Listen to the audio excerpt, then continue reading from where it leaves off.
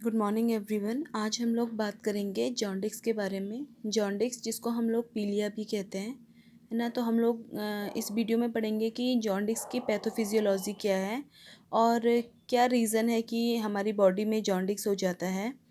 जो सबसे इम्पॉर्टेंट बात है जॉन्डिस की, अगर हम बात करें तो जॉन्डिस एक ऐसी कंडीशन है जिसमें आपकी बॉडी में जो बिलिरुबिन है, बिलिरुबिन का जो लेवल है वो 2 mg/dl हो जाता है। और आप लोगों को पता होगा कि जब जॉन्डिस होता है तो हमारी बॉडी में जो स्किन का कलर है और जो आइज़ का कलर है वो येलो हो जाता है। वो जो येलो होता है कलर, वो आपके बिलिरुबिन की वजह से होता है। तो पैथोफिजियोलॉजी ऑफ जॉन्डिस में हम ये बात देखने की कोशिश करेंगे कि हमारी बॉडी में बिलिरुबिन का प्रोडक्शन कैसे होता है और बिलिरुबिन का क्लियरेंस कैसे होता है। बॉडी में अगर हमें क्लियर होगा कि प्रोडक्शन और क्लियरेंस कैसे हो रहा है, तो इसका मतलब ये है कि अगर इसका बिलिरुबिन का प्रोडक्शन ज़्यादा हो रहा है या बिलिरुबिन का जो क्लियरेंस है उसमें कुछ प्रॉब्लम आ रही है, तो हमारी बॉडी में बिलिरुबिन का लेवल क्या हो जा रहा है, इंक्रीज़ हो जा रहा है। और अगर बिलिरुबिन का लेवल अगर इंक्रीज़ हो रहा है बॉडी में, तो उस कंडीशन को हम क्या कहते हैं, जॉन्डिस कहते हैं। जॉन्डिस को समझने के लिए हमें बिलिरुबिन को समझना ज़रूरी है कि बिलिरुबिन बॉडी के किस पार्ट में बन रहा है और कैसे बॉडी से आउट हो रहा है। ठीक है। और अगर हम पैथोफिजियोलॉजी की बात करते हैं जॉन्डिस की, तो जो जॉन्डिस की पैथोफिजियोलॉजी में पहला रीज़न यही है, imbalance between the production and clearance of bilirubin. जो बिलिरुबिन का प्रोडक्शन है और जो क्लियरेंस है, ये इम्बैलेंस हो जा रहा है। या आपका इंक्रीज प्रोडक्शन ऑफ बिलिरुबिन, या बिलिरुबिन आपकी बॉडी में बहुत ज़्यादा इंक्रीज प्रोडक्शन इसका बहुत ज़्यादा बढ़ गया है, उस कंडीशन में भी आपको जॉन्डिस हो सकता है।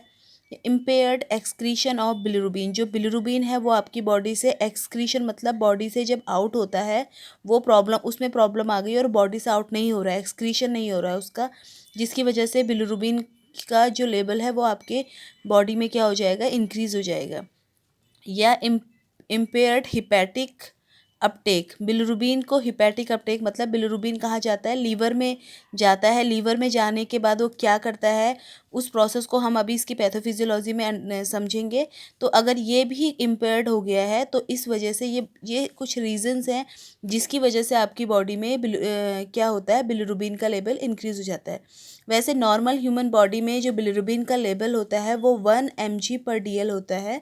लेकिन अगर बिलिरुबिन का लेवल 2 mg/dl से अगर ज़्यादा होता है तो उस कंडीशन को हम क्या कहते हैं, जॉन्डिस कहते हैं। ठीक है। अब हम बात करते हैं कि बिलिरुबिन का प्रोडक्शन कैसे होता है। हाँ, सबसे पहले यहाँ पे है आरबीसी। आरबीसी का मतलब है रेड ब्लड सेल्स।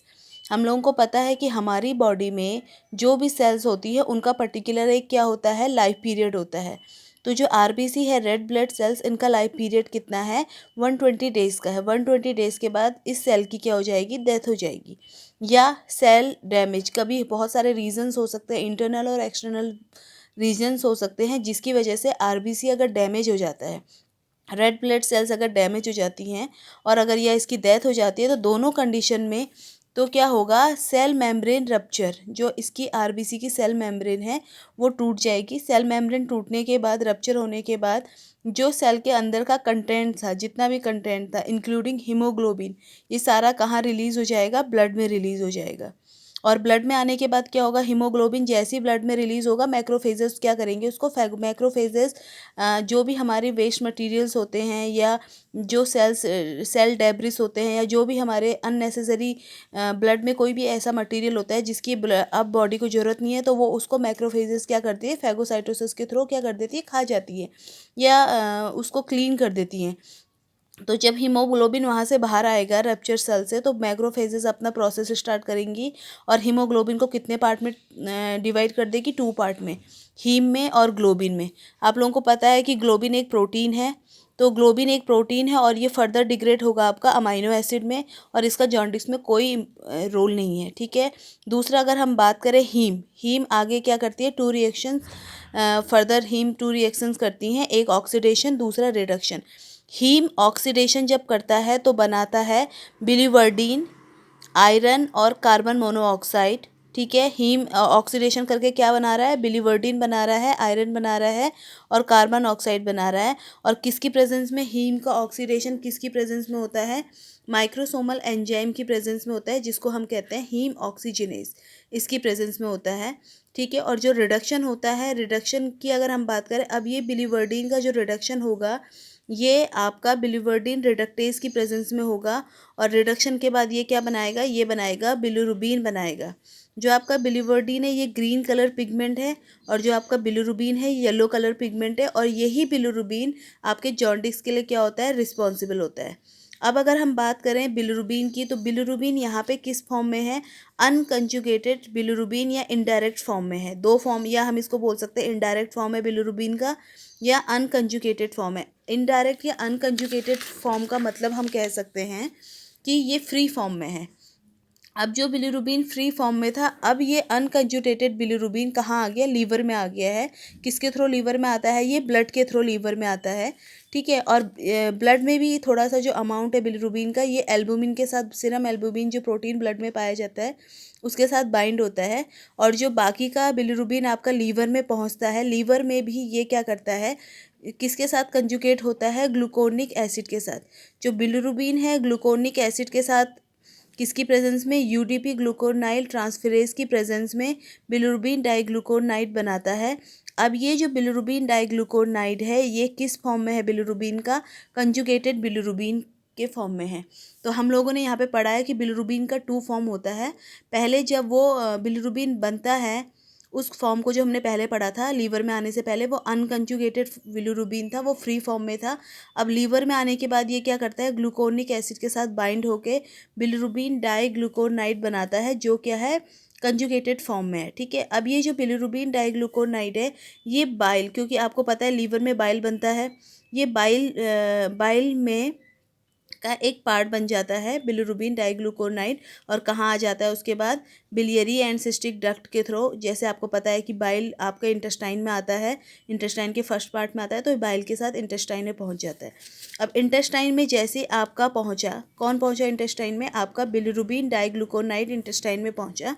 वहाँ पे इंटेस्टाइनल बैक्टीरिया ने कन्वर्ट कर दिया कुछ बिलीरुबिन को किस फॉर्म में, यूरोबिलिनोजन के फॉर्म में। ठीक है। ये यूरोबिलिनोजन के फॉर्म में जब बिलीरुबिन को कन्वर्ट किया तो फर्दर ये 2 पाथवेज को में कन्वर्ट हो जाता है। एक पाथवे के थ्रू तो इसका दोबारा से इंटेस्टाइन से क्या हो जाता है, रीअब्जॉर्प्शन हो जाता है।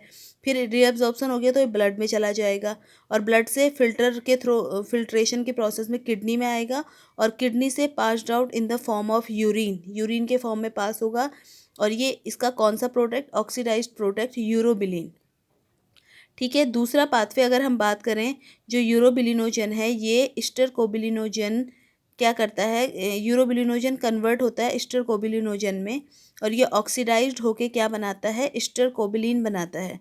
ये जो स्टरकोबिलिन है passed out in the faeces, ये फीसिस के फॉर्म में बॉडी से क्या होता है, तो ये स्टरकोबिलिन और यूरोबिलिन इस फॉर्म में बॉडी से आउट होता है। तो ये जो आपको पता होना चाहिए, जो स्टरकोबिलिन है एंड यूरोबिलिन है are the product responsible for the colouration of faeces and urine respectively. इसी वजह से जो फीसेस और यूरिन का कलर होता है येलो कलर होता है, क्योंकि वहाँ पे बिलीरुबिन का जो प्रोडक्ट है स्टरकोबिलिन और यूरोबिलिन की पाया जाता है। तो इस तरीके से हमने देखा है कि किस तरीके से बॉडी से बिलीरुबिन क्लियर होता है, क्लियरेंस बॉडी से कैसे होता है और किस तरीके से इसका प्रोडक्शन होता है। ठीक है। अगर इसके प्रोडक्शन या क्लियरेंस में कोई भी प्रॉब्लम आती है तो उससे हमारी बॉडी में कौन सी कंडीशन स्टार्ट हो जाती है, जॉन्डिस की। तो ये थी आपकी pathophysiology of jaundice. Thank you.